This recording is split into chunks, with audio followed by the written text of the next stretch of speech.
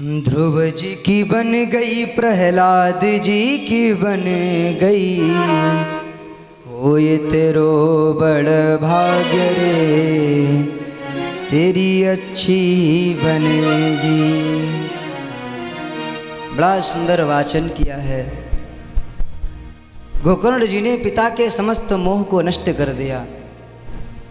गोकर्ण जी के उपदेश से सारा ज्ञान नष्ट हो गया और आज अपने घर को त्याग करके वन में जाकर दशम स्कंद का पाठ करते हुए भगवान के श्री चरणों को प्राप्त कर लिया।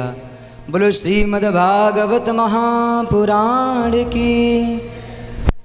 आज महाराज पुत्र के दुष्ट अत्याचार से पाप कर्मों को देख करके माता ने भी अपने प्राण त्याग दिए और धुंधकारी आज 5 वैश्याओं के साथ महाराज घर में निवास करता है। अंततो गत्वा उन दुष्ट स्त्रियों ने भी उसे प्रताड़ित करके रप्तांगार समूह स तन्मुखे ही विचुक्षुभा। आज उस धुंधकारी को महाराज मृत्यु के घाट उतार दिया। अपने कर्मों के द्वारा आज भयंकर प्रेत बना है और प्रेत योनि से महाराज मुक्त होने के लिए उसी धुंधकारी को इसी श्रीमद् भागवत कथा को गोकर्ण जी ने सुनाया। श्रीमद् भागवत की कथा को श्रवण करने के बाद जिसने जीवन में इतना पापाचार किया था, इतना दुराचार किया था, मरने के बाद प्रेत योनि को प्राप्त करके वह धुंधकारी भी महाराज परम पवित्र बन गया। इस प्रकार वर्णन करते हुए महाराज सनकादिक ऋषि नारद जी महाराज से पूछते हैं कि अब बताइए महाराज, जीवित सुनने की तो बात सुन दो, यदि कोई अधम गति को मरने के बाद प्राप्त हो जाए और उसे भी कहीं श्रीमद् भागवत की कथा श्रवण करने को मिल जाए तो वो भी महाराज इस कथा को श्रवण करके मुक्त हो जाता है। नारद जी महाराज कथा सुन करके बड़े प्रसन्न हुए। बोले महाराज, ये श्रीमद् भागवत की कथा कैसे करनी चाहिए, कब करनी चाहिए, क्या मुहूर्त होना चाहिए, कितना धन खर्च होता है, इस विषय पर चर्चा करते हुए पूछा तो सौनकादि ऋषियों ने कहा बेटी के विवाह के जैसी व्यवस्थाएं करनी चाहिए, जितना हो सके सामर्थ्य अनुसार धन की व्यवस्था करें और धन की व्यवस्था करने के साथ धूमधाम के साथ श्रीमद् भागवत का पूजन होना चाहिए, कलश यात्रा होनी चाहिए। श्रीमद् भागवत कथा के लिए सुंदर किसी विद्वान ब्राह्मण से मुहूर्त का विचार करना चाहिए। वैसे श्रीमद् भागवत कथा के लिए कोई मुहूर्त नहीं है, किसी भी दिन कभी भी यदि निष्काम भाव से, लेकिन यदि विशेष कामना है तो किसी विद्वान ज्योतिष से, किसी ब्राह्मण से सुंदर मुहूर्त निकला करके श्रीमद् भागवत कथा का आयोजन करना चाहिए। कथा वाचन के लिए विद्वान ब्राह्मण रखना चाहिए जो वैष्णव हो। ऐसे महाराज वैष्णव को व्यासपीठ पर विराजमान करके उसका पूजन करना चाहिए और उसके द्वारा श्रीमद् भागवत की कथा को श्रवण करना चाहिए। श्रोताओं के लिए नियम बताते हुए कहा है हमेशा एक आसन पर बैठे और जितना हो सके उतना नियम संयम करना चाहिए। हो सके यदि फलाहार कर रहे हैं तो फलाहार करना चाहिए। यदि स्वास्थ्य सही है, शरीर बैठने के लायक है तो व्रत लेकर भी बैठ सकते हैं। लेकिन यदि कोई शरीर में दिक्कत है अर्थात रोग से ग्रसित हैं तो भोजन भी लेना चाहिए, औषधि भी लेनी चाहिए। विविध प्रकार से महाराज बड़ा सुंदर वर्णन करते हुए श्रीमद् भागवत कथा की महिमा को बताते हुए सनकादिक ऋषि नारद जी को ये श्रवण कराया।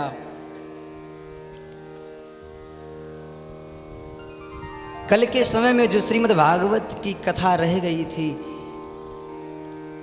वैसे कथा तो बहुत विस्तृत है, यदि इसी कथा को हम श्रवण करते तो शायद आज भी समय बीत जाता और आज भी कथा छूट जाती। इसलिए जितना हो सका उतना संस्कृत में कथा को श्रवण किया हमने। और आज श्रीमद् भागवत के प्रथम स्कंद में हम प्रवेश करते हैं। जिस श्रीमद् भागवत कथा का हम श्रवण कर रहे हैं,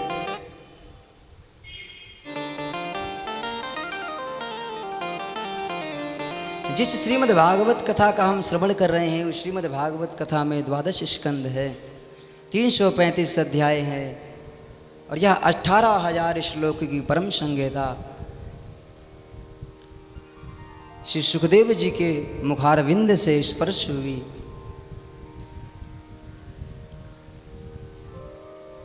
आइए सर्वप्रथम श्लोक का गान करते हैं। श्री व्यास जी महाराज सर्वप्रथम श्लोक का गान करते हुए कहते हैं,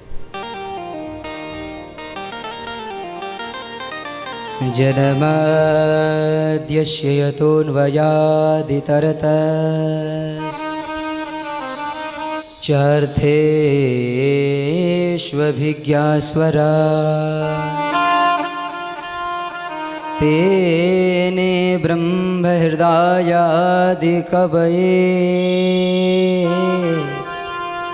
मुह्यन्ते शूरया तेजो वारिमृदां यथा विनिमयो यतति सर्गो मृषा धाम्ना स्वेन सदा निरस्तकुहकं सत्यं परं धीमहि।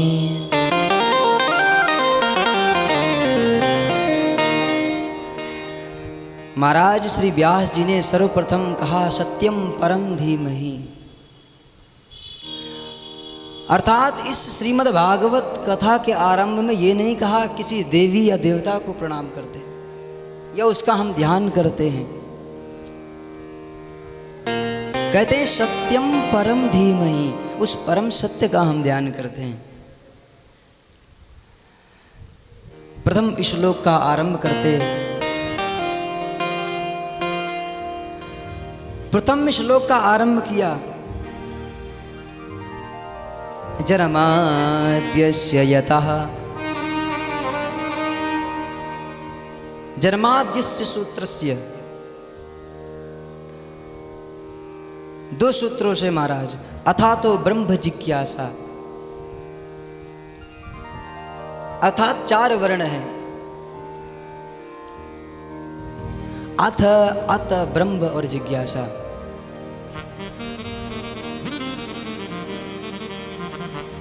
श्रीमद् भागवत कथा के प्रथम श्लोक का जब महाराज गान किया तो सूत्र से आरंभ किया। वैसे सूत्र कहते किसे हैं हम? सूत्र है क्या? कम से कम शब्दों में सत्य का निरूपण किया जाए उसे सूत्र कहते हैं। अल्पाक्षरम यानी अल्प अक्षरों में, अल्प शब्दों में जो कहा जाए वह सूत्र है। अर्थात असंदिग्धम, अल्प अक्षर में कहा हुआ सामने वाला समझ भी जाए और उसमें कोई संशय न रहे। असंदिग्धम अर्थात कोई संशय न रहे, वह सूत्र है। अथा तो ब्रह्म जिज्ञासा, इसमें भी 4 शब्द है। और जन्माद्यस्य यतः, इसमें भी 4 शब्दों का निरूपण है।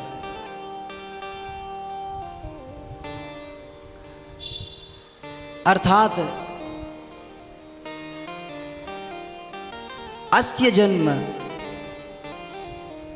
अस्य आद्यस्य जन्म, जिससे महाराज ये संसार प्रकट होता है, जिसमें लय हो जाता है, जिससे यह संसार उत्पन्न होता है, उस परम सत्य का हम ध्यान करते हैं। क्यों? क्योंकि वो प्रकाशमय है, जो स्वयं प्रकाशवान है, जो स्वयं ज्ञानवान है, उस परम सत्य का हम ध्यान करते हैं। जगत प्रकाश्य प्रकाशक रामो, तुलसीदास जी ने कहा है। जिससे ये पूरा जगत प्रकाश होता है, जिससे ये जगत प्रकाशित होता है, उस परम सत्य का हम ध्यान करते हैं। बोले जिन्होंने ब्रह्मा जी को भी ज्ञान दिया और जिनकी माया के कारण जो असत्य है वो भी हमें सत्य प्रतीत होता है। जिनकी माया का कारण ऐसा है कि जिसे हम महाराज सत्य समझते हैं, जो असत्य है उसे हम सत्य समझते हैं। हमें लगता है कि वो सत्य है, लेकिन वह सत्य नहीं है। लेकिन उस सत्य को भी, उस माया के कपट को भी दूर करने के लिए स्वेन धामना निरस्त कुहकम, अर्थात उस अंधकार को भी दूर करने के लिए सत्यम परम धीमहि, मैं उस परम सत्य का ध्यान करता हूं। जिन्होंने ब्रह्मा जी को ज्ञान दिया है, वो सत्य ऐसा है कि उसके ज्ञान के आगे महाराज तेने ब्रह्म हृदय आदि कवये मुह्यन्ति यत् सूरया, उसके विषय में देवता भी नहीं जान सकते, देवता भी मोहित हो जाते हैं। ऐसे परम सत्य का हम ध्यान करते हैं। वेदों का सार है गायत्री मंत्र, और गायत्री मंत्र का ही विस्तार है श्रीमद् भागवत कथा। क्योंकि गायत्री मंत्र में 24 अक्षर होते हैं और श्रीमद् भागवत कथा में 24 अवतारों का निरूपण किया गया हुआ है। प्रकृति के 24 तत्वों का वर्णन है, भगवान दत्तात्रेय के 24 गुरुओं का वर्णन है। इस प्रकार श्री व्यास जी महाराज ने सत्य को प्रणाम किया। उन्होंने ये नहीं कहा कि मैं किसी देवता को या किसी देवी को या अमुक देव को मैं प्रणाम करता हूं। जो सत्य है,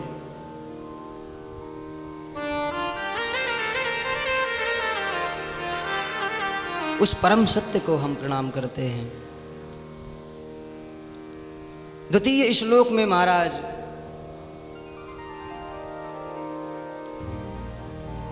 धर्म का निरूपण किया। निष्कर्म धर्म धर्मा प्रोक्षित कहे तवोत्र परबो निर्मत्सराणाम सताम, वेद्यम वास्तवमत्र वस्तु शिवदम तापत्रयोन्मूलनम, श्रीमद्भागवते महामुनिकृते किं वा परैरीश्वर, सद्यो हृदयवरुध्यतेऽत्र कृतभिः शुश्रूषभिस्तत्क्षणात्।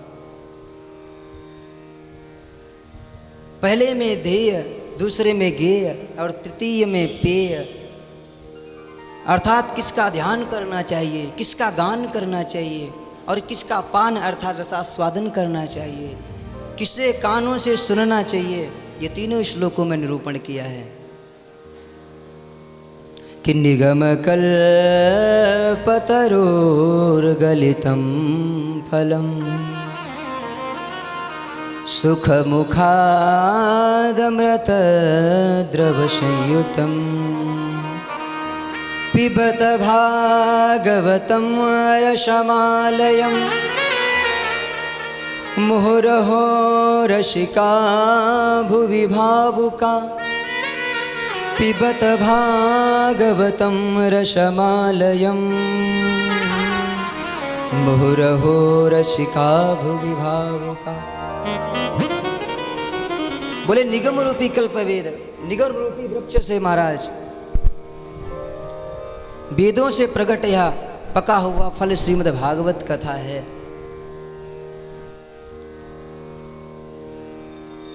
और ये भागवत कथा जो है सुख मुखाद अमृतद्रम संयुतम,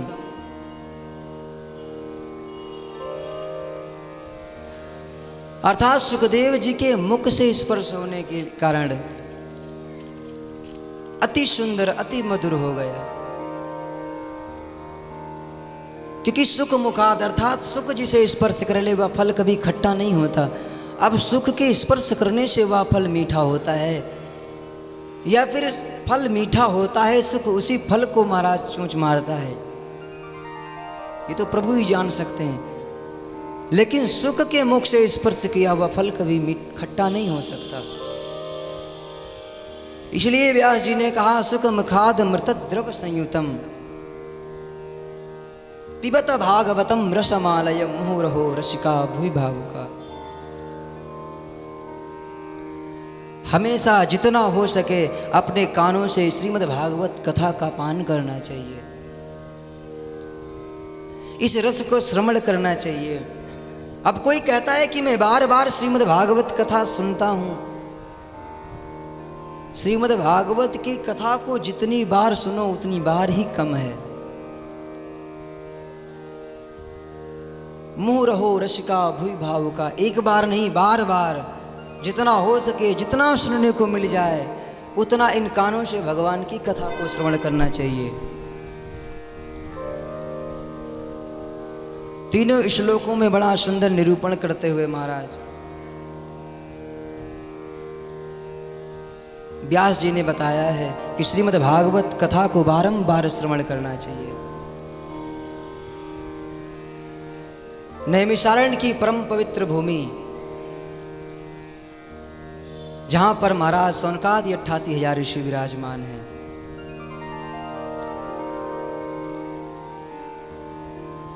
समस्त ऋषि मिलकर के महाराज जब सूत जी को देखते हैं, सूत जी को उच्च आसन पर बिठा करके बड़े सुंदर भाव से उनसे 6 प्रश्न पूछे।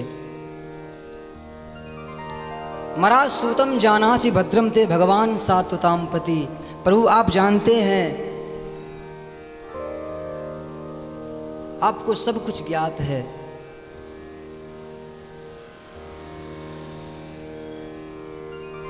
क्योंकि महाराज संसार में जो आजकल के मनुष्य है ना, उनका कल्याण कैसे होगा। मंद भाग्या विपद्युतः, अर्थात भाग्य भी मंद है बुद्धि भी मंद है, इस संसार में आए हुए मनुष्य का कल्याण कैसे होगा। इस विषय में प्रश्न करते हुए 6 प्रश्नों को बड़ा सुंदर महाराज सूत जी के सामने प्रकट किया। विनय पूर्वक पूछा है महाराज,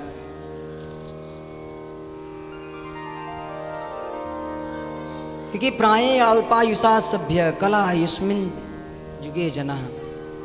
देखिए सूत जी महाराज, ये जो संसार है ना, इसमें जो मनुष्य जिनका भी जन्म होता है उनकी आयु बहुत कम है।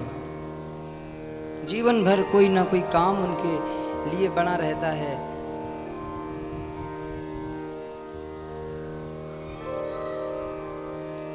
और महाराज इन सब का कल्याण कैसे हो, क्योंकि भाग्य अगर अच्छा होता तो जीवन चल जाता, बुद्धि होती तो जीवन चल जाता, लेकिन भाग्य भी मंद है बुद्धि भी मंद है, इसलिए इनका जीवन का कल्याण कैसे होगा। महाराज सूत जी महाराज से सर्वप्रथम प्रश्न पूछा है कि भूरिणी भूरि कर्माणि श्रोताभ्यानि विभागसा।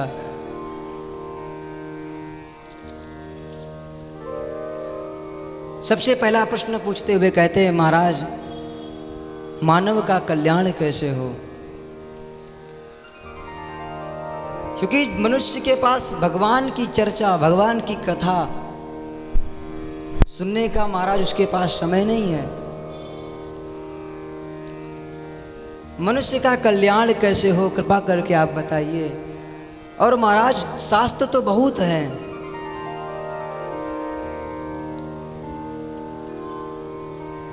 समस्त शास्त्रों का सार क्या है। और तृतीय प्रश्न में कहते हैं कि सूतम जानासि भद्रम ते भगवान सात्वताम पति। आप जानते हैं महाराज कि भगवान का आवागमन किस लिए होता है।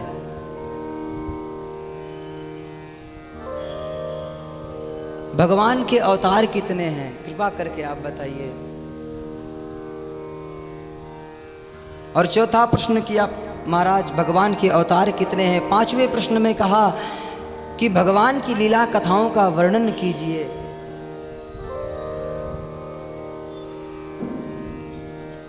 और छठे प्रश्न में कहा महाराज, जब भगवान इस धराधाम को छोड़ करके चले जाते हैं तो धर्मा कहा शरणम गता, ये जो धर्म है ना, ये धर्म किसकी शरण में जाता है।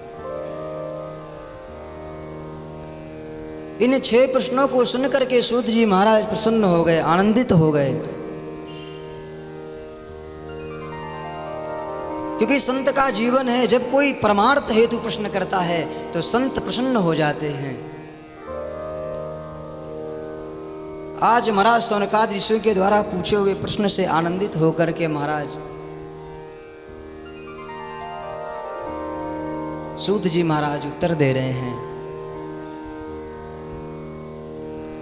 जिन 6 प्रश्नों को सौनकादि ऋषियों ने पूछा है, इन 6 प्रश्नों में ही श्रीमद् भागवत कथा का गान श्री सूत जी महाराज ने सौनकादि ऋषियों को श्रवण कराया।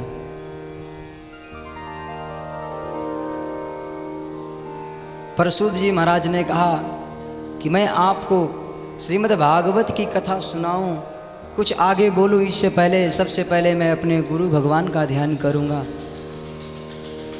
और सूत जी महाराज सुखदेव जी महाराज को अपना गुरु मानते हैं। और श्री सुखदेव जी महाराज का ध्यान किया।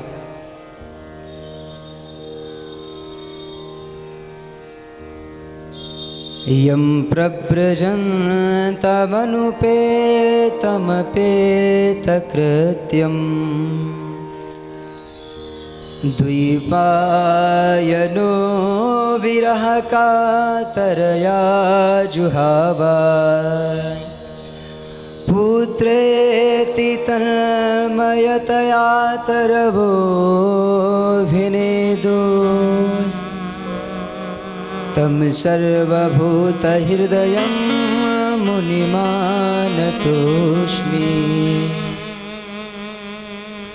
सबसे पहले महाराज सुखदेव जी का ध्यान किया। यम प्रव्रजन्तमनुपेतमपेतकृत्यं। सुखदेव जी महाराज कैसे हैं, जिनका जन्म होते ही महाराज यज्ञोपवीत आदि कर्मों का समय भी नहीं आया। जैसे ही जन्म हुआ तत्क्षण महाराज वहां से प्रस्थान कर दिए वन की ओर। ऐसे परमहंस पिताजी महाराज पीछे पीछे दौड़ रहे हैं। व्यास जी, अरे पुत्र कहाँ जा रहे हो, कहाँ छोड़ करके जा रहे हो। लेकिन सुखदेव जी महाराज ने पीछे मुड़ करके भी नहीं देखा। सुखदेव जी महाराज पीछे मुड़ करके भी नहीं देखते। पुत्रेति तन्मयतया तरवोऽभिनेदुस्तं सर्वभूत हृदयं मुनिमानतोऽस्मि। तन्मय होने के कारण उस समय वृक्षों के द्वारा आवाज आई कि ऐसे श्री सुखदेव जी महाराज को मेरा बारंबार प्रणाम है। विचार करिए, जिनके गुरु ऐसे परमहंस श्री सुखदेव जी महाराज हों।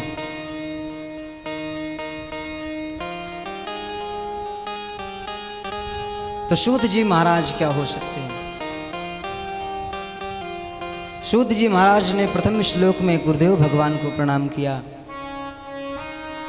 वैसे श्रीमद् भागवत कथा के 2य अध्याय में, प्रथम स्कंद के 2य अध्याय में श्री सुखदेव जी का ध्यान ही बताया गया है। सुखदेव जी की जो कथा का वाचन है वो श्रीमद् भागवत कथा के अंतर तो नहीं है।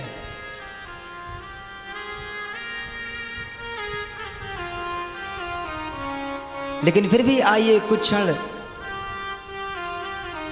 श्री सुखदेव जी महाराज की उस मंगलमयी कथा का आनंद लें। बोले सुखदेव जी हैं कौन।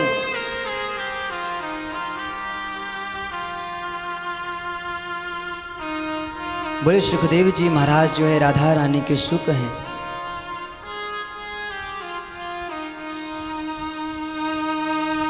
एक बार भगवान श्री राधा कृष्ण के पास श्री शुकाचार्य जी महाराज बैठे हुए।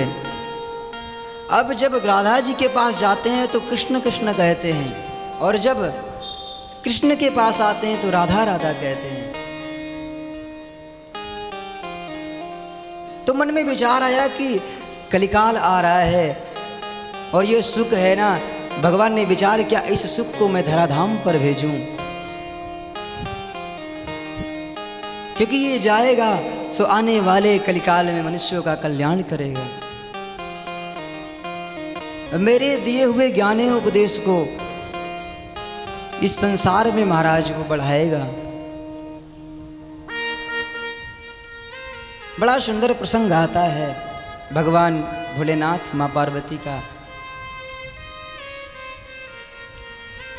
कि एक समय की बात है कि नारद जी महाराज भगवान शिव और माता पार्वती से मिलने के लिए कैलाश पर्वत पर गए। भगवान तो सत्संग करने के लिए गए हुए थे। मां पार्वती मिली तो नारद जी महाराज तो माता के गुरु हैं, तो सुंदर आसन दिया, बिठाया, कुशलता पूछी। और नारद जी महाराज, गुरु महाराज कैसा चल रहा है, सब कुछ कुशल तो है ना? नारद जी ने कहा हाँ सब कुछ कुशल है। मैया ने फिर प्रश्न कर दिया, बोले महाराज इतना समय बीत गया है, अब की बार कहीं आप आते जाते नजर नहीं आए, क्या हुआ? आजकल कहीं समाधि लगा करके बैठ गए हो क्या? तो नारद जी महाराज कहने लगे मैया ऐसी कोई बात नहीं है, लेकिन आजकल मेरा कहीं आने जाने का मन नहीं करता। मैया ने पूछा क्यों नारद जी, ऐसी कौन सी बात हो गई? एक स्थान पर तुम तो टिकते नहीं हो। नारद जी कहने लगे नहीं मैया, पर आजकल किसी के पास बैठने की इच्छा, कहीं भी जाने की इच्छा नहीं होती, क्योंकि ये संसार है ना बड़ा स्वार्थी हो गया, बिना मतलब के कोई किसी से बात भी करना नहीं चाहता।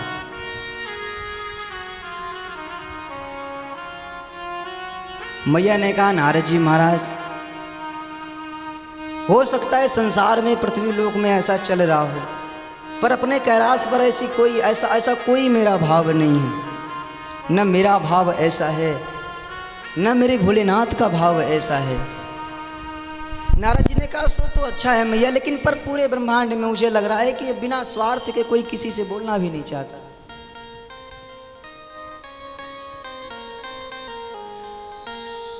मैया ने कहा नहीं नहीं, हमारे कैलाश पर निस्वार्थ भाव प्रेम है, जो भी आता है हम उसे प्रेम करते हैं। नारद जी महाराज कहने लगे मैया मुझे तो यहां भी गड़बड़ दिख रही है। अब मैया को पास में बिठा करके नारद जी महाराज समझाने लगे,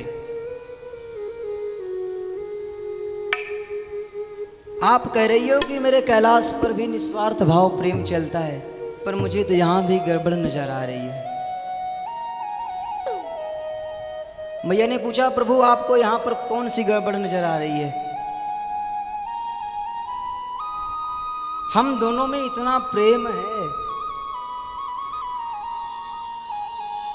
कि जब तक प्रातः काल महाराज प्रभु हमें देखते नहीं हैं तब तक कहीं जाते भी नहीं हैं।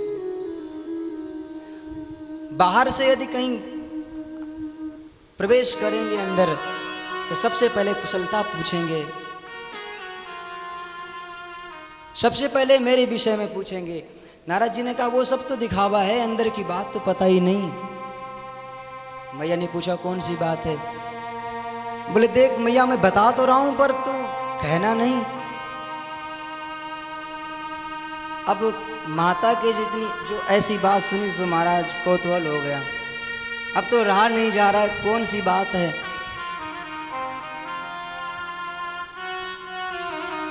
अब जब तक नारद जी महाराज से वो बात पूछ नहीं ली सो चुप नहीं बैठी। बताओ ना तुम्हें कौन सा स्वार्थ नजर आता है हमारे इस कैलाश पर्वत पर?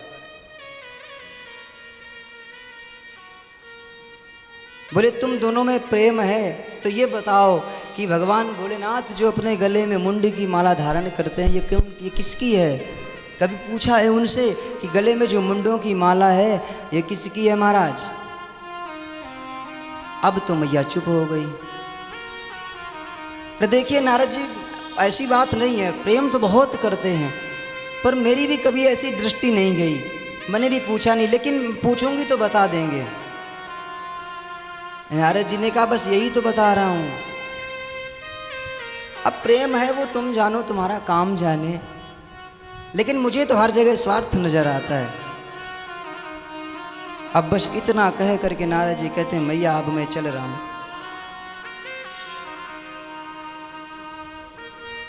अब नारद जी की बात सुन करके मैया को तो क्रोध आ गया।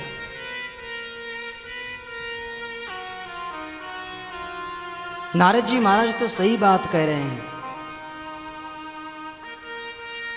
क्योंकि अगर मुझसे प्रेम करते होते तो आज बता देते कि मुंड की माला है किसकी। अब नारद जी महाराज तो कैलाश पर्वत से प्रस्थान करते हैं, सो सामने से आते हुए प्रभु दिखाई दिए। भगवान भोलेनाथ को नारद जी ने प्रणाम किया।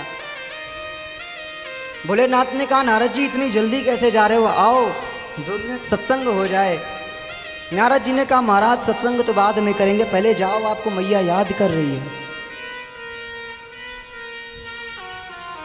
अब नारद जी महाराज तो चले गए। भगवान ने विचार किया यदि नारद जी वहां जा करके आ रहे हैं तो मैया जरूरी याद कर रही होगी, क्योंकि जहां पर नारद जाए वहां पर झगड़ा ना हो। मैया जाकर के कोप भवन में बैठ गई। भगवान भोलेनाथ आए, जब मां को नहीं देखा और आकर के जब कोप भवन में देखा कि क्रोधित होकर के बैठी हुई है, सारा आभूषण अस्त व्यस्त है, सारा श्रृंगार अस्त व्यस्त है, तो पास में जाकर के बैठ गए और पूछने लगे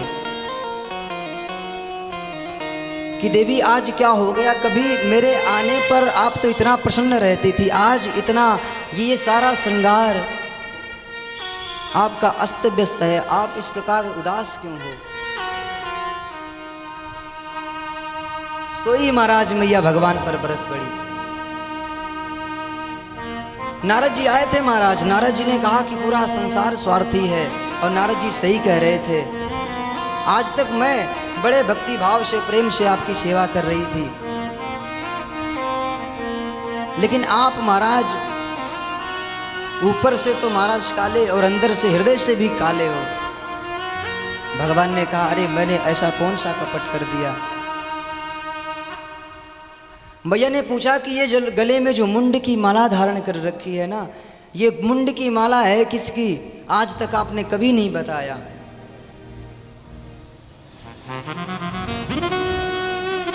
भोलेनाथ ने कहा बस इतनी सी बात। बोले इतनी सी बात के लिए ही तो मैं महाराज ये बीमारी मुझे हो गई। भगवान ने हाथ पकड़ा, कोप भवन से बाहर लेकर के आए। देखो देवी, ये जितने भी मुंड की माला है ना, यही मेरे वास्तविक प्रेम का प्रमाण है, क्योंकि जितनी बार आप देह का त्याग करती हो, आपके मुंड की माला को मैं धारण कर लेता हूं। अब तो मैया और क्रोधित हो गई। बोले महाराज मैं हर बार मरती हूं और आप वैसे के वैसे महाराज रहते हो। ऐसी कौन सी औषधि खा रखी है आपने जो आपका कभी महाराज आपका शरीर नहीं छूटता, आप अमर बने हुए हो।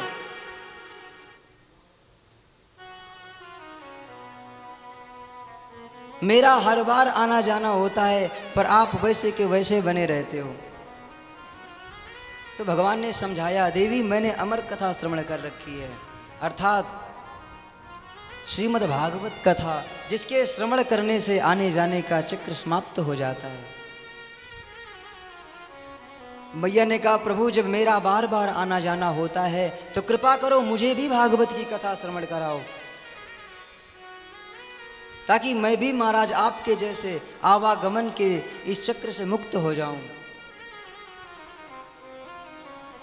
भगवान ने कहा ठीक है, लेकिन देवी कथा श्रवण करने के कुछ नियम होते हैं। भगवान ने नियम बताए, यदि नियम कर सको तो ही कथा श्रवण करना।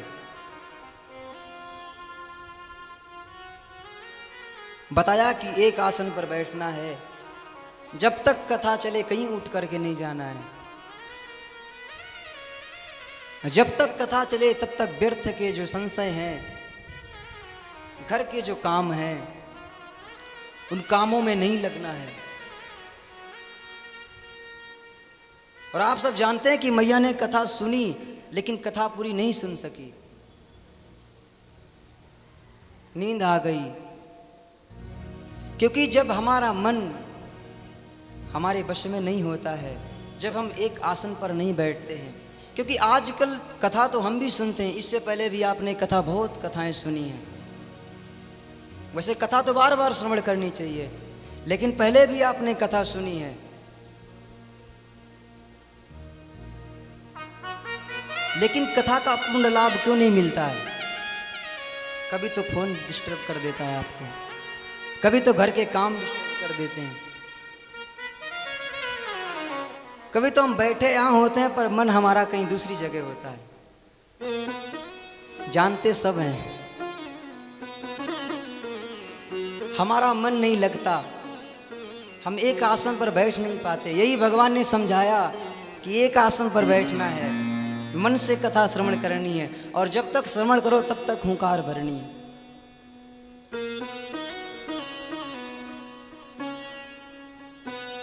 लेकिन महाराज भगवान ने कथा सुनाई,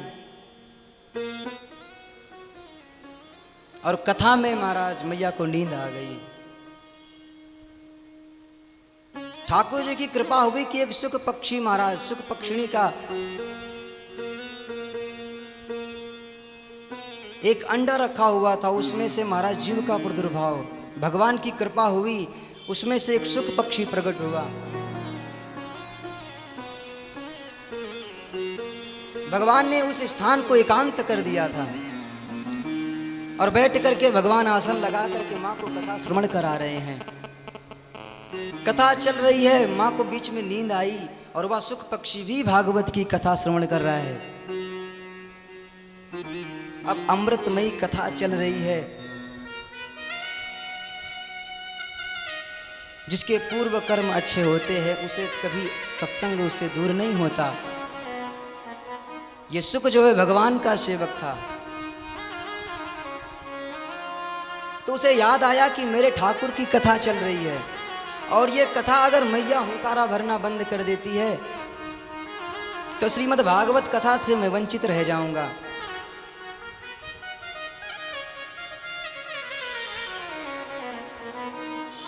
तो जब मैया को नींद आई तो सुख ने हुंकारा लगाना आरंभ कर दिया। भगवान को लगा कि शायद श्रीमद् भागवत की कथा जो है मैया श्रवण कर रही है, लेकिन कथा पूरी हो गई, और भगवान ने जैसे ही जयकार लगाई, बोलो श्रीमद् भागवत महापुराण की। सोई महाराज मैया की नींद खुली, बोली प्रभु क्या हुआ? कृष्ण जन्म हो गया? भगवान ने कहा कृष्ण जन्म नहीं, पूरी की पूरी कथा हो गई। कथा हो गई? बोले हाँ, तुम्हारा ध्यान कहाँ था? अब तो मैया शांत हो गई, हाथ जोड़ करके बोली प्रभु ध्यान की बात तो छोड़ो, जब आप कथा सुना रहे थे, कथा सुनते सुनते मुझे हल्का सा नींद आ गई, और मैं समझ नहीं सकी कि कथा कब पूरी हो गई। भगवान ने कहा कथा पूरी हो गई, लेकिन ये हुंकार कौन दे रहा था? अगर तुम सो गई तो अगर यहां पर तो कोई तीसरा था नहीं। तो भगवान ने उठ करके इधर उधर देखा, कोई नहीं दिखा। वृक्ष पर देखा कि एक सुख पक्षिणी छोटा सा तोता बैठा हुआ है। भगवान देखते ही समझ गए सब इसी की करतूत है, इसके सिवा और यहां पर कोई नहीं था। तो भगवान ने उसे महाराज दंड दिया, इसने चोरी से कथा श्रवण करी है। यहां पर संशय होता है, लोग कहते हैं कि श्रीमद् भागवत की कथा उस सुख ने बैठ करके श्रवण करी, किसी ने कहा वृक्ष पर बैठ करके श्रवण करी, सो व्यास मंच से कभी उच्च स्थान पर बैठ करके कथा नहीं श्रवण करनी चाहिए। और श्रीमद् भागवत की कथा कभी पृष्ठभाग से नहीं सुननी चाहिए। कथा को श्रवण करना है तो श्रीमद् भागवत के सामने आकर के सम्मुख विराजमान होकर के कथा श्रवण करनी चाहिए। क्यों? क्योंकि जब तक हम भागवत जी के सामने रहेंगे तब तक इनकी कृपा हमें प्राप्त होती रहेगी। भगवान ने कहा इसने चोरी से कथा श्रवण करी है, ये भागवत कथा का अधिकारी नहीं है। भगवान उठ करके उसे दंड देने के लिए दौड़ते हैं। वह छोटा सा शुक पक्षी वहां से भागा, क्योंकि हित अनहित पशु पक्षी जाना, अपने लिए हित क्या है और अनहित क्या है ये सब जानते हैं। अपने प्राणों की रक्षा करने के लिए भागता भागता वह शुक पक्षी व्यास जी महाराज की साम्य प्रास कुटी पर आया, जहां पर व्यास जी की पत्नी अपने केसों को संवार रही थी और मन में यही भाव था कि आज तक इतनी अवस्था बीत गई, कोई भी पुत्र नहीं प्राप्त हुआ है। अब आगे आगे सुख जा रहा है, पीछे से भगवान भोलेनाथ आ रहे हैं। अपने प्राणों की रक्षा करने के लिए वह सुख पक्षी उसी कुटी में प्रवेश कर गया। और उसी समय महाराज व्यास जी की पत्नी केशव को संवारती हुई उन्हें जम्हाई आई और वह छोटा नन्हा सा पक्षी मुख के द्वार से गर्भ में प्रवेश कर गया। अब महाराज भगवान भोलेनाथ द्वार पर खड़े हुए हैं, कह रहे हैं कि तू कहीं भी चला जा, आज तुझे जीवित छोड़ने वाला नहीं हूं। प्रातः काल का समय, व्यास जी महाराज स्नान बंदन करके अपने कुटी पर आए, देखा कि भगवान भोलेनाथ खड़े हुए हैं, प्रणाम किया और कहा महाराज आज सुबह के सुबह आपने दर्शन कैसे दिए? बोले और तो सब बाद की बात है महाराज, पहले तो आपकी कुटी में मेरा एक चोर घुसा हुआ है, उसे बाहर निकालो। व्यास जी महाराज कहने लगे प्रभु आपका चोर, आपके पास ऐसा है क्या जो कोई चोर चुरा करके लाएगा? बोले महाराज चुरा करके उसने मेरी अमर कथा को चुराया है, पहले उसे आप बाहर लेकर के आओ। व्यास जी महाराज अंदर गए, देखा कोई नहीं दिखा, बाहर आकर के बोले महाराज कुटी के अंदर तो कोई नहीं है, सिर्फ और सिर्फ मेरी पत्नी है। भोलेनाथ ने कहा नहीं, मैंने जाते हुए इस कुटी में देखा हुआ है। व्यास जी महाराज कहने लगे महाराज मुझे तो कोई चोर नहीं दिख रहा है। नेत्र बंद करके जब महाराज व्यास जी ने देखा तो वह सुख पक्षी अपनी पत्नी के गर्भ में जब देखा कि वह सुख पक्षी विराजमान है, तो सुखदेव जी महाराज को ऐसा देख करके व्यास जी महाराज प्रसन्न हुए और हाथ जोड़ करके महाराज भगवान भोलेनाथ से कहा प्रभु एक बात बताइए, जिसे आपने अमर कथा श्रवण करा दी हो, जो आपके द्वारा अमर कथा श्रवण कर चुका हो, उसे आप मारने के लिए आए हैं, जिसे स्वयं आप जैसा महाराज श्रोता कथा श्रवण करा दे, उसका कभी विनाश हो सकता है क्या?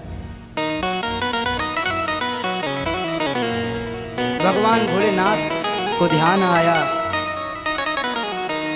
विचार किया कि जिसने श्रीमद् भागवत कथा मेरे ही मुख से श्रवण कर ली हो, उसका तो कभी महाराज अंत नहीं हो सकता। प्रसन्न हुए भगवान भोलेनाथ, आशीर्वाद दिया कोई बात नहीं है, लेकिन जब भी ये आगे महाराज इसका प्राकट्य होगा तो व्यास जी महाराज समस्त जगत को इस भागीरथी से वो समस्त जगत को पवित्र करेगा। भोलेनाथ वहीं से वापस आ गए।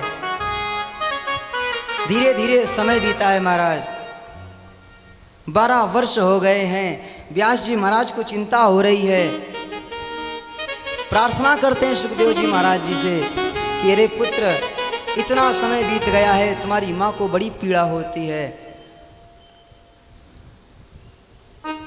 अब तो कम से कम गर्भ से बाहर आओ। तो व्यास जी से स्पष्ट शब्दों में कहा कि मैं जानता हूं कि अगर मैं बाहर आया तो ये संसार की माया मुझे छोड़ेगी नहीं, मैं इससे दूर रहना चाहता हूं।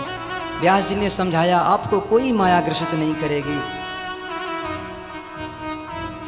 लेकिन फिर भी सुखदेव जी महाराज नहीं माने।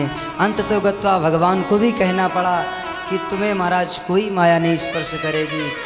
और 12 वर्ष बाद सुखदेव जी महाराज प्रकट हुए। बोलो सुखदेव जी महाराज की जय। श्रीमद् भागवत महापुराण की जय। सुखदेव जी महाराज प्रकट हुए और महाराज जैसे ही सुखदेव जी का प्रागट्य हुआ, पिताजी सोच रहे हैं कि पुत्र की महाराज मैं शकल देख लूं, एक बार उसका दर्शन कर लूं, लेकिन पीछे मुड़ कर के भी महाराज सुखदेव जी ने नहीं देखा। ऐसे परमहंस, क्योंकि भूमि परत बा ढाबर पानी, संसार में जैसे ही मनुष्य का जन्म होता है तो उससे अनेक रिश्ते बनाने वाले लोग आ जाते हैं। सुखदेव जी महाराज जानते थे, इसीलिए भगवान से महाराज ऐसा कहलवाया कि प्रभु आपकी माया मुझे जरा सा भी स्पर्श ना करे, वरना 12 क्या 12 वर्ष तो छोड़ो 24 वर्ष भी हो जाएंगे तब भी मैं बाहर नहीं आऊँगा। ऐसे परमहंस सुखदेव जी महाराज, जिनका श्री सूत जी ने ध्यान किया है।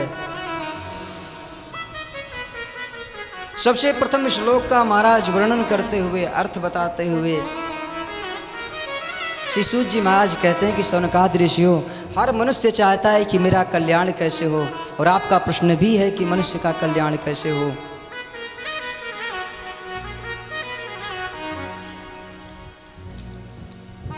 तो हे शौनकादि ऋषियों, मुनया साध संप्रष्टो भवद्भिर लोक मंगलम, संसार के लिए जो उत्तम आपने प्रश्न पूछा है, तो मनुष्य के कल्याण के लिए सर्वश्रेष्ठ धर्म है, सर्वश्रेष्ठ जो सबसे उत्तम है वह है श्री कृष्ण भक्ति। कि उसे कृष्ण की भक्ति करनी चाहिए, उसे राम की भक्ति करनी चाहिए। अकामः सर्व कामो वा,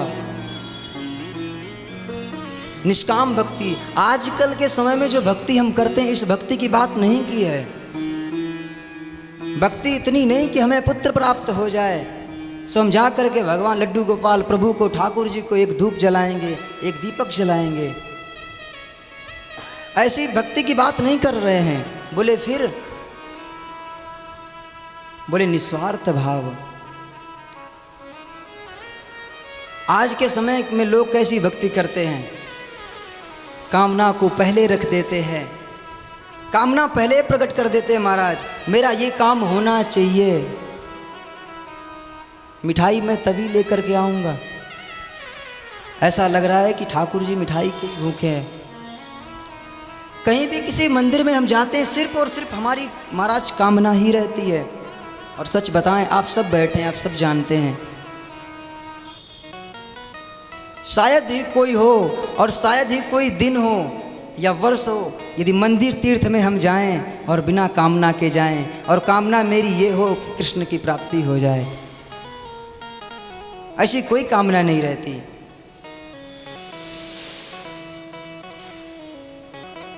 कहने का भाव कि श्री कृष्ण की भक्ति हो, लेकिन निस्वार्थ भाव से हो, कोई कामना ना हो, तब जाकर के मनुष्य का कल्याण होगा।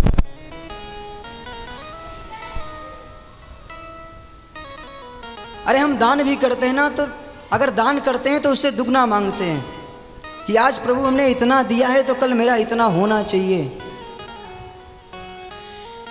धर्मस्य अपवर्गस्य नार्थोर्थाय उपकल्पते, धर्म करना चाहिए, धर्म करो धन की वृद्धि के लिए नहीं। भगवान ने अगर धन दिया है तो धर्म करो, लेकिन धर्म इसलिए मत करो कि बहुत सारा धन मिल जाए, धर्म इसलिए करो कि प्रभु आपकी भक्ति मिल जाए। ऋषियों, मनुष्य का कल्याण तब होगा ना कि अनेक प्रकार की कामनाओं को प्रकट करने से। दूसरा बोले, शास्त्र बहुत हैं, जीवन में समय कम है हमारे पास। आज भागवत सुन रहे हैं, 8 से 7 दिन बाद ब्रह्म पुराण सुनने लग जाएं, कल हम शिव पुराण सुनने लग जाएं। सुनते सुनते जीवन बीत जाएगा लेकिन शास्त्र नहीं कम होंगे। सो कह दिया समस्त पुराणों का सार है श्रीमद् भागवत। श्रीमद् भागवत कथा के श्रवण करने से समस्त शास्त्र पुराणों का सार प्राप्त हो जाता है, उसका फल प्राप्त हो जाता है।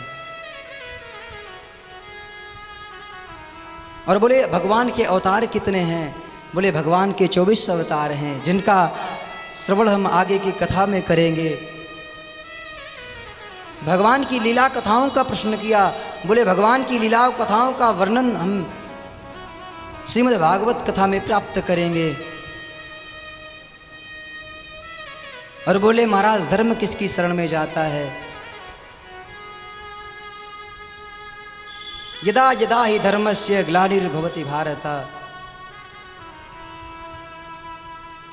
कहा महाराज भगवान का अवतार कब होता है? बोले भगवान का अवतार तब होता है जब धर्म की हानि होती है,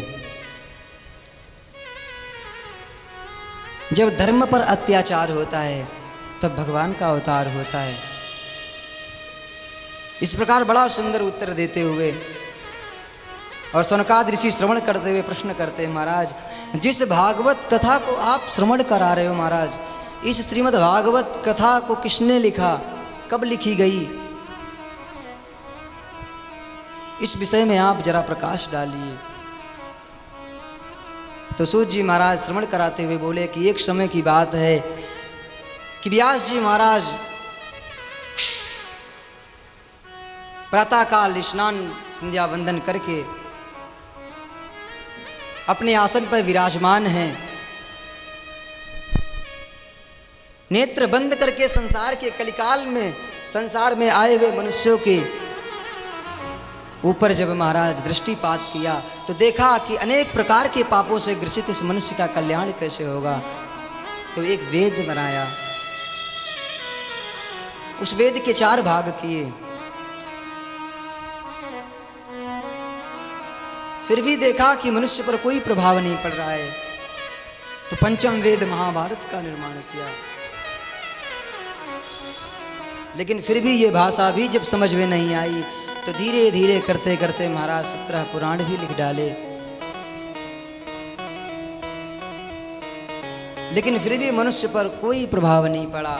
आज महाराज वेदव्यास जी उदास होकर के बैठे हुए हैं कि शायद मैंने ऐसी कौन सी चीज छोड़ दी जिसके कारण मनुष्य अनेक प्रकार के पापों में ग्रसित है। सूत जी महाराज कहते हैं उस समय व्यास जी के पास नारद जी का आगमन हुआ। और आगमन जब हुआ तब नारद जी महाराज ने बड़ा सुंदर उपदेश दिया। प्रश्न किया महाराज सब कुछ कुशल तो है? तो व्यास जी ने सारी बात बताई। नारद जी मैंने इतने वेद पुराणों की रचना की लेकिन मेरे मन को अभी शांति नहीं है। हे नारद जी न जाने ऐसी कौन सी चीज मैंने लिखने को छोड़ दी है, यह मैं स्वयं नहीं जान पा रहा हूं। नारद जी मुस्कुराने लगे। नारद जी ने कहा आपने ज्ञान की चर्चाएं तो बहुत की हैं, ज्ञान की चर्चाएं की हैं लेकिन आपने प्रेम की चर्चाएं नहीं की।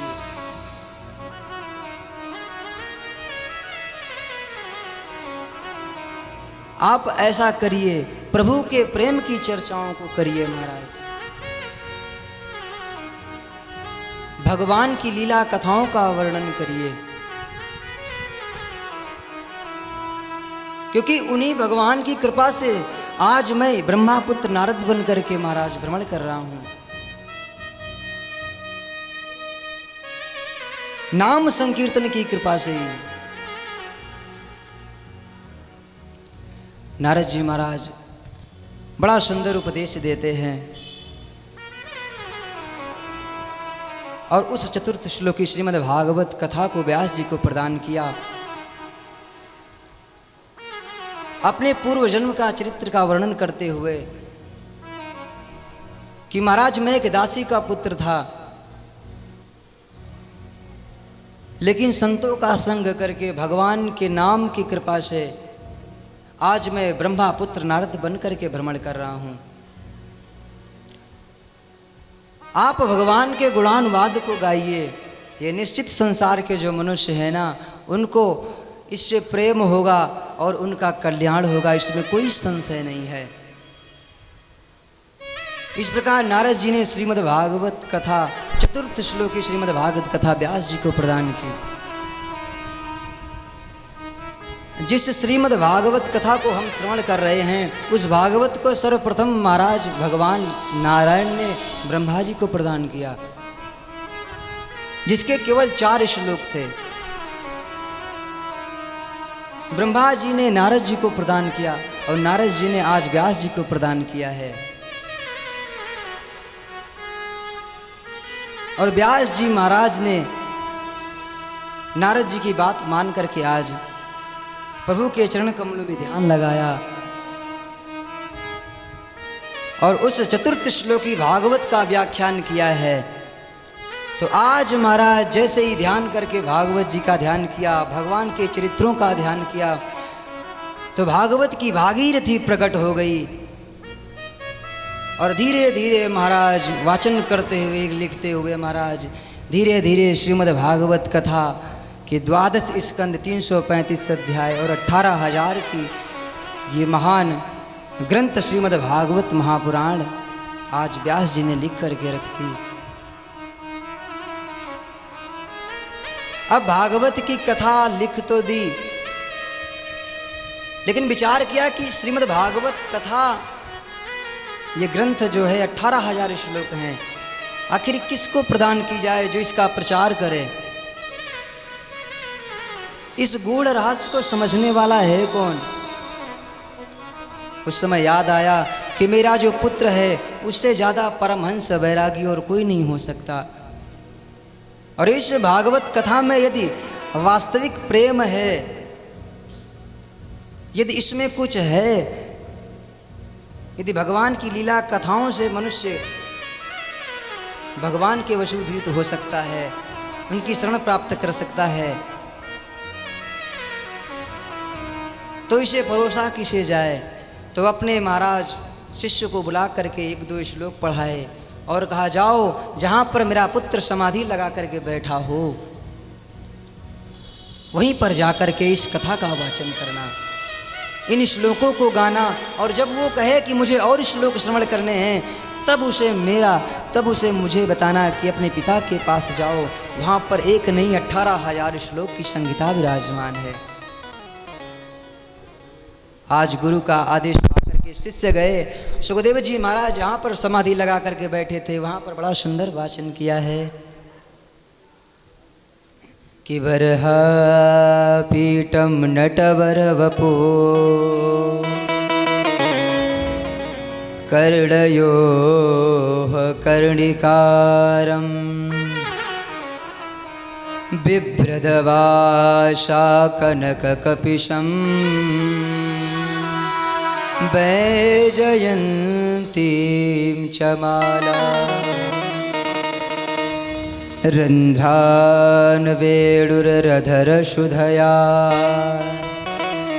पूरयन् गोपवृन्दै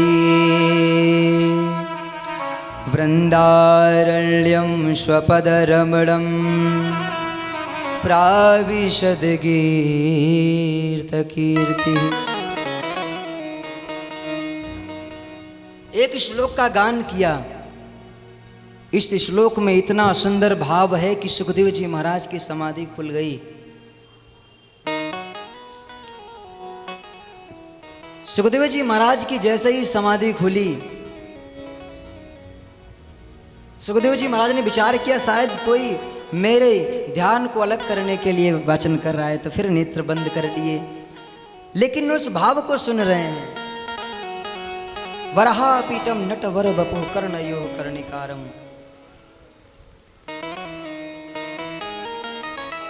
अर्थात भगवान कृष्ण अपने सिर पर मोर पंख धारण किए हुए, सुंदर सा मुकुट लगाए हुए,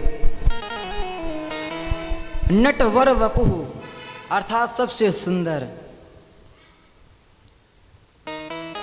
यानी नटों से भी श्रेष्ठ, जो हमें महाराज नट जो क्रिया दिखाता है, कुछ क्षण के लिए हम उसके वशीभूत हो जाते हैं, यानी उससे भी करोड़ों गुना श्रेष्ठ, उससे भी बहुत सुंदर मेरे ठाकुर जी लग रहे हैं। कर्ण योह कर्णिकारम, कानों में कनेर के पुष्प धारण किए हुए,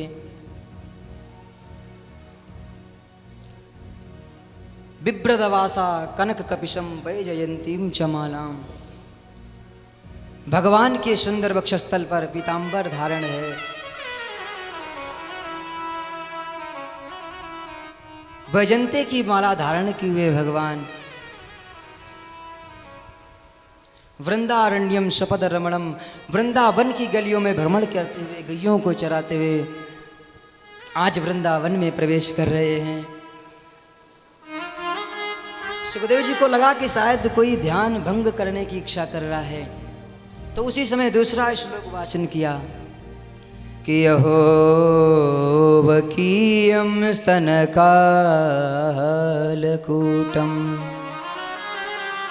जिह्वाशयापाय यदप्यसाध्वी लेभे गतिं धात्रच्युतां ततोऽन्वयं कं वा दयालुं शरणं व्रजेम। दूसरे श्लोक का वाचन करते हुए कहते हैं कि हो वकीयम स्तनकालकूटम, भगवान का स्वरूप क्या है?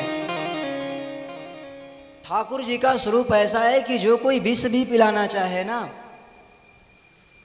उसे भी अमृत तुल्य फल प्रदान कर देते हैं। अहो बकीयम, बकी अर्थात पूतना जो भगवान को विष पिलाने आई, जो भगवान को मारने आई, उसे भी भगवान ने अपने माँ यशोदा के समान गति प्रदान कर दी। अहो बकीयम स्तनकालकूटम। एक बात बताओ, कोई आपका अपना व्यक्ति आपको महाराज जरा सा थोड़ी सी बात कह देता है तो आप अनेक बातें सुनाते हैं, लेकिन ठाकुर जी को महाराज आज विष पिलाने आई पूतना को भी भगवान ने मां के समान गति दे दी। कम मां दयालुम शरणम व्रजेम, ऐसा परम दयालु कौन हो सकता है? अब तो महाराज सुखदेव जी से रुका नहीं गया, क्योंकि जिससे प्रेम करने पर महाराज उसे विष भी पिला दो, चाहे वैर करो या प्रेम करो, लेकिन उसका स्वभाव परिवर्तित नहीं होता। ऐसा स्वभाव है मेरे ठाकुर जी का। सुखदेव जी महाराज की समाधि खुली, दौड़ते हुए शिष्यों के पास आए, अरे और गाओ और सुनाओ, मुझे सुनने की इच्छा हो रही है। तो महाराज शिष्यों ने कहा मेरे पास तो 2 ही श्लोक है, सिर्फ और सिर्फ 2, लेकिन आप अपने पिता के पास जाओ, वहां पर 1-2 नहीं 18,000 की सुंदर संगीता विराजमान है, जितना हो सके उतना रसास्वादन करो। तुरंत महाराज सुखदेव जी दौड़ करके आज पिताजी के पास आए हैं, और पुत्र को आया हुआ देख करके सुखदेव जी महाराज व्यास जी प्रसन्न हुए। सुंदर श्रीमद् भागवत कथा सुखदेव जी को श्रवण कराई, उसे परिपूर्ण किया, और वही श्रीमद् भागवत की कथा सुखदेव जी ने परीक्षित को श्रवण कराई, और परीक्षित जी के द्वारा आज उसी कथा को हम सब श्रवण कर रहे हैं। बोलो श्रीमद् भागवत महापुराण की जय। आइए बड़े सुंदर भगवान का नाम संकीर्तन करते हैं और फिर भगवान की मंगलमयी कथा का आनंद लेते हैं। मेरी करुणामयी सरकार मिला दे ठाकुर से एक बार, कृपा करो भान दुलारे, श्री राधे बरसाने वारे, कृपा करो भान दुलारे, श्री राधे बरसाने वाले।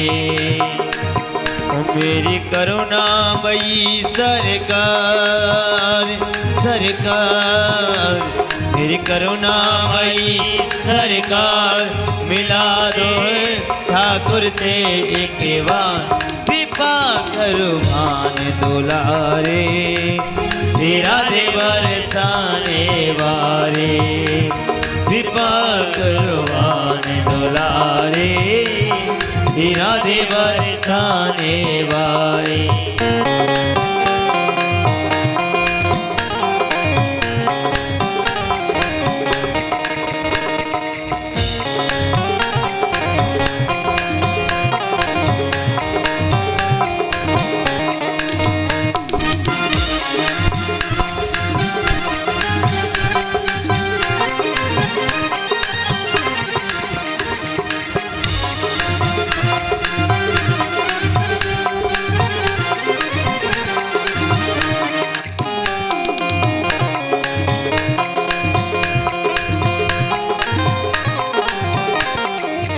तीन लोक के ठाकुर प्यारे, तीन लोक के ठाकुर प्यारे, तेरे लिए ब्रज धाम पधारे हैं, तेरे लिए ब्रज धाम पधारे, और ठाकुर प्यारे, ठाकुर प्यारे, ब्रज धाम पधारे, ब्रज धाम पधारे। ओ तीन लोक के ठाकुर प्यारे, तेरे लोक के ठाकुर प्यारे, ओ तेरे लिए ब्रज धाम पधारे, तेरे लिए ब्रज धाम पधारे। ओ कृष्ण लीला की सार हो सार, ओ कृष्ण लीला की सार, मिला दो ठाकुर से एक बार, हाथ उठा के कृपा करो भान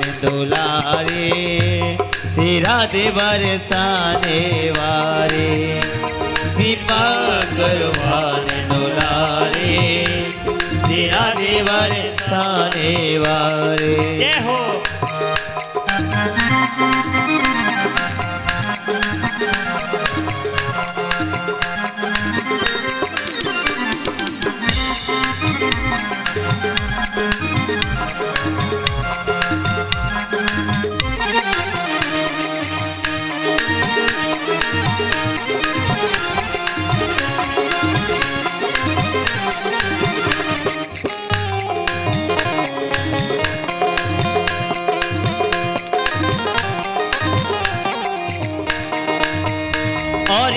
तू ही मोहन तू ही राधा, तू ही मोहन तू ही राधा। एक बात बताओ, यहाँ पर नृत्य करना किस किस पे नहीं आता है, नाचना किस पे नहीं आता है, हाथ खड़ी करो। किसी पे नहीं आता है, चलो कोई बात नहीं, ये करो हाथ। और तू ही मोहन तू ही राधा, तू ही मोहन तू ही राधा। जो ठाकुर जी के दरबार में नाचता है, झूमता है, उसे 84 का चक्कर नहीं लगाना पड़ता है। बड़े भाग्यमान स्तन बाबा, सुंदर दुर्लभ ग्रंथ है गाबा। बड़े बड़े भाग होते हैं जो हमके श्रीमद् भागवत कथा ज्ञान सुनने को मिलती है। और इसमें भी एक, अरे तू ही मोहन तू ही राधा, तू ही मोहन तू ही राधा। तुझ बिन मोहन आधा आधा, तुझ बिन मोहन आधा आधा, आधा आधा राधा राधा। और तू ही राधा तू ही राधा, ओ तू ही मोहन तू ही आधा, तुझ बिन मोहन आधा। तुम हो नंद नंद, तुम हो नंद नंद आधार, नंद नंदन प्राण आधार। मिला दो ठाकुर से एक बार, कृपा करो भान दुलारे, श्री राधे बरसाने वारे। कृपा करो भान दुलारे, सिरा देवर साने वारे। जय हो।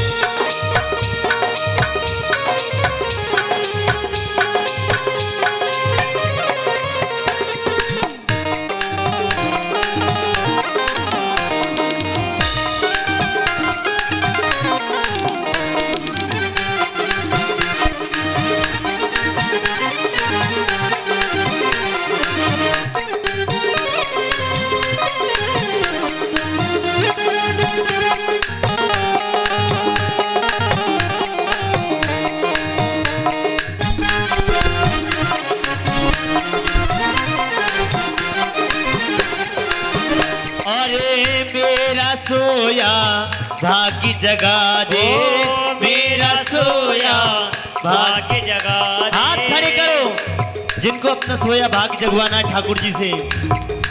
अरे मेरा सोया भाग्य जगा दे, मेरा सोया भाग्य जगा दे। हे श्यामा मोहे श्याम मिला दे, हे श्यामा मोहे श्याम मिला दे। अरे भाग्य जगा दे, भाग्य जगा दे। ओहे श्याम से मिला दे, श्याम से मिला दे। अरे मेरा सोया भाग्य जगा दे, हे श्यामा मोहे श्याम मिला दे। तेरे बस में ओ तेरे बस में ओ तेरे बस में नंद कुमार, हाँ कुमार। तेरे बस में नंद कुमार मिला दो ठाकुर से एक बार। कृपा करो भान दुलारे, तेरा देवर साने वारे। कृपा करो भान दुलारे, तेरा देवर साने वारे। मेरी करुणा मई